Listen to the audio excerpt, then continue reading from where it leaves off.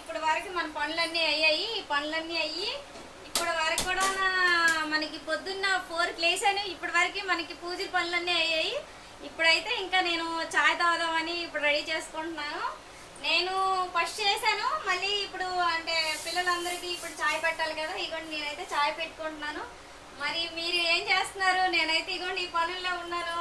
మీ పనులన్నీ అయిపోయావా? నేనైతే ఈ పనులన్నీ తయారు చేస్తున్నాను. ఎందుకంటే మనకి ఫ్యామిలీ ఉండాక, మనకి ఇంట్లో పనులన్నీ ముందు దేవుడి పని అయినాక మన ఫ్యామిలీ మన పిల్లల పనులు అన్ని పనులు ఉంటాయి కదా. అలాగే నేనైతే ఇప్పుడు అన్నీ రెడీ చేస్తున్నానండి. మరి మీరు కూడా ఇలాగే నాలాగే చేస్తారా? మరి నేను చేసినట్లే మీరు కూడా చేస్తారా పిల్లల కోసం అన్నీను?